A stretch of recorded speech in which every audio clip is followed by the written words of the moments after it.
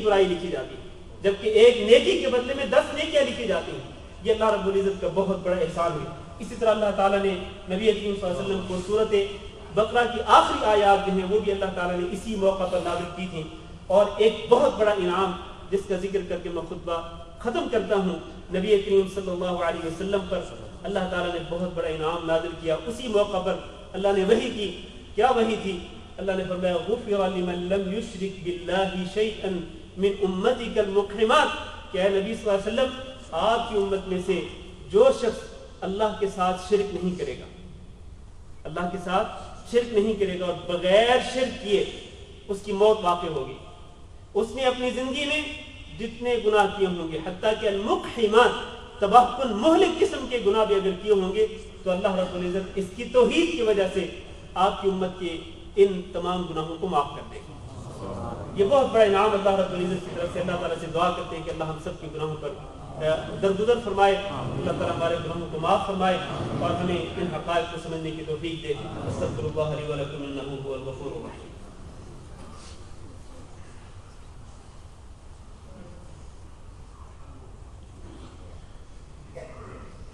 अल्हम्दुलिल्लाह नहमदुहु व नस्तईनुहुहु व नस्तग़फिरुहु व नऊज़ु बिल्लाहि मिन शुरूरि अनफुसिना व मिन सय्यिआति अअमालिना मन यहदिहिल्लाहु फला मुदिल्ल लहु व मन युद्लिल फला हादिय लहु व अशहदु अन ला इलाहा इल्लल्लाहु वहदहु ला शरीका लहु व अशहदु अन्ना मुहम्मदन अब्दुहु व रसूलुहु।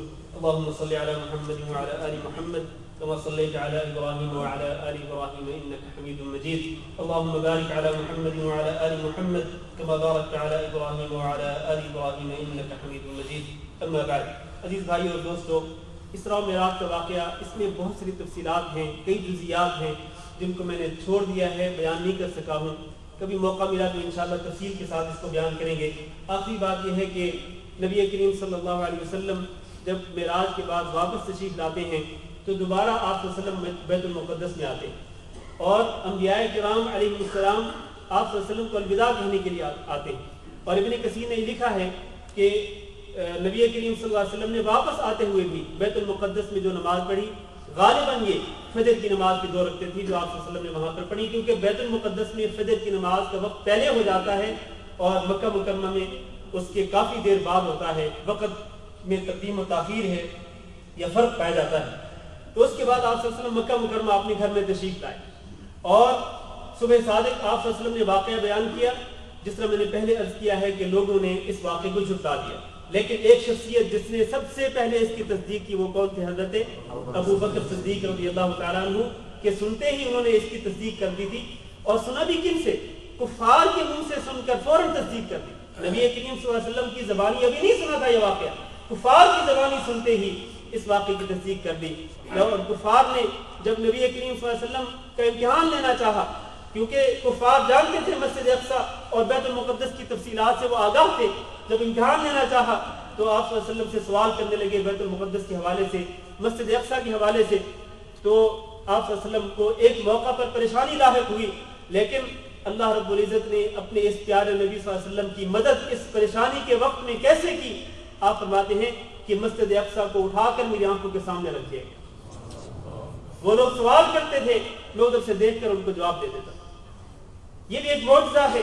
अंबियाए किराम अलैहिस्सलाम का मस्जिद अक़सा में उनके पीछे नमाज पढ़ना और फिर इन्हीं अंबिया में से बाद अंबिया के साथ आसमानों में मुलाकात होना और फिर वापस आकर के दोबारा बैतुल मुक़द्दस में उनके पीछे नमाज पढ़ना और बाद अंबियाए किराम से मुलाकात, ये सारे वाक़यात जो है ये मौजज़ा दर मौजज़ा है, मौजज़ात हैं नबी सल्लल्लाहु अलैहि वसल्लम के जो अल्लाह की कुदरत के साथ बिल्कुल मुमकिन है। इनमें किसी किस्म का शक व शुबा नहीं है। अल्लाह ताला से दुआ है कि अल्लाह हम सबको हक बात को समझने की तौफीक दे और अल्लाह रब्बुल इज़्ज़त हमें जो गलत चीज़ें बयान की जाती हैं, इस खास तौर पर इस वाक़े के हवाले से अल्लाह ताला हमें उनसे बचने की तौफीक दे। और ये जो झूठी कहानियाँ बयान की जाती हैं, अल्लाह ताला हमें तौफीक दे कि हम उनकी हौसला शिकनी करें, ना ये कि हम उनकी झूठी कहानियों पर सुभान अल्लाह के नारे लगाएं। ये बिल्कुल गलत तर्ज अमल है। अल्लाहुम्मा अइज़्ज़िल इस्लाम वल मुस्लिमीन व अज़िल शिर्क वल मुशरिकीन। अल्लाहुम्मा अइज़्ज़िल इस्लाम वल मुस्लिमीन व अज़िल शिर्क वल मुशरिकीन। अल्लाहुम्मा इग़फिर लना व लिल मुमिनीन वल मुमिनात वल मुस्लिमीन वल मुस्लिमात अल अहया'i मिनहुम वल अमवात। अल्लाहुम्मा इन्ना नसअलुका अल अफ़्व वल आफ़ियह वल मुआफ़ात अद-दाइमata फ़िद दुनिया वल आख़िरह। اللهم فرج هم المهمومين ونفس كرب المكروبين واقض الدين عن المدينين واشف مرضانا ومرضى المسلمين. اللهم آمنا في أوطاننا واجعل هذا البلد آمنا مطمئنا وسائر بلاد المسلمين. عباد الله، إن الله يأمر بالعدل والإحسان وإيتاء ذي القربى وينهى عن الفحشاء والمنكر والبغي يعظكم لعلكم تذكرون. سبحان ربك رب العزة عما يصفون وسلام على المرسلين والحمد لله رب العالمين. الله أكبر الله أكبر. أشهد أن لا إله إلا الله. أشهد أن محمدا رسول الله. حي على الصلاة حي على الفلاح. قد قامت الصلاة قد قامت الصلاة. الله أكبر الله أكبر. لا إله إلا الله.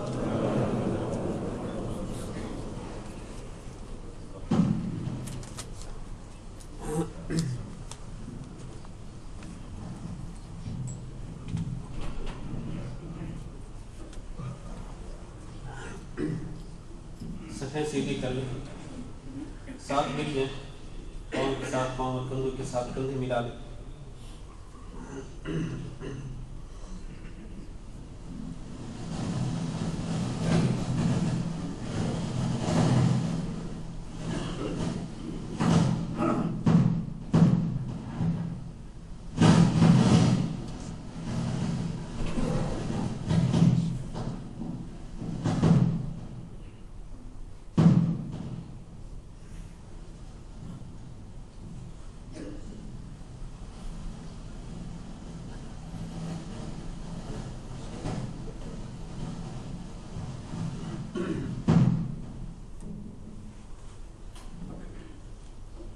الله أكبر.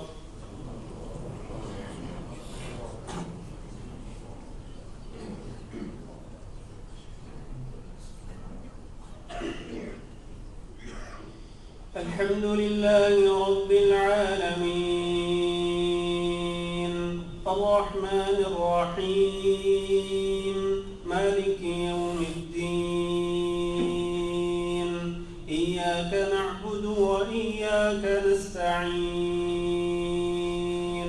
اهدنا الصراط المستقيم صراط الذين أنعمت عليهم غير المغضوب عليهم ولا الضالين.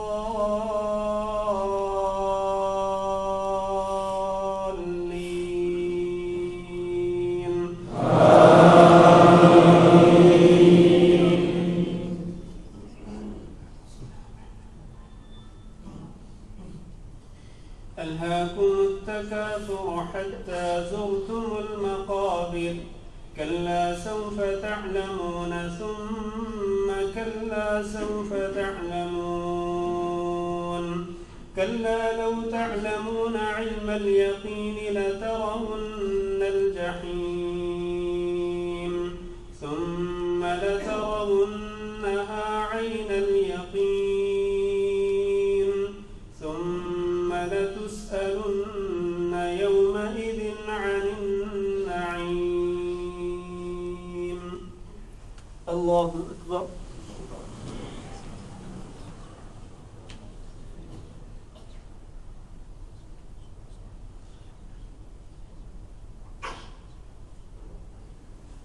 سمع الله لمن حمده.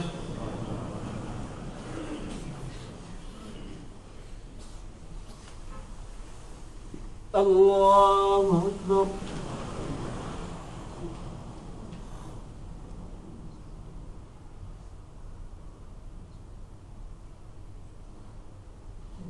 الله أكبر.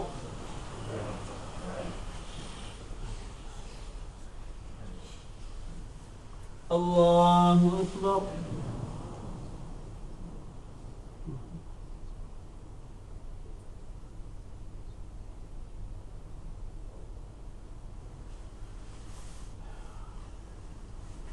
الله أكبر.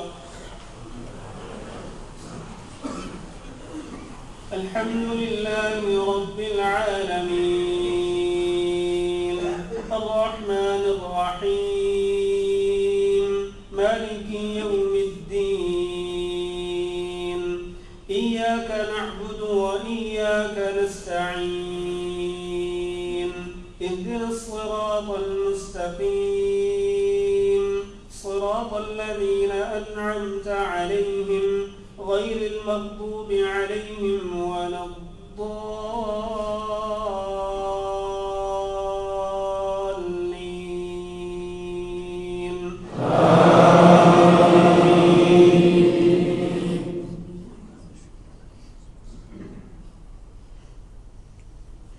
قل هو الله أحد الله الصمد لم يلد ولم يولد ولم يكن له كفوا أحد. الله أكبر.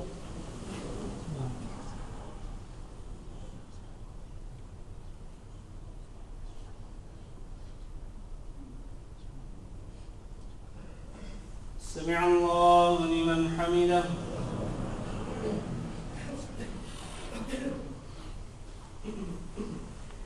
الله أكبر.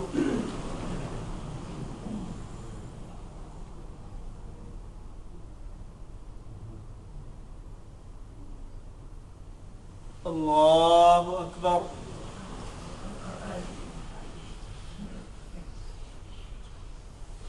الله أكبر.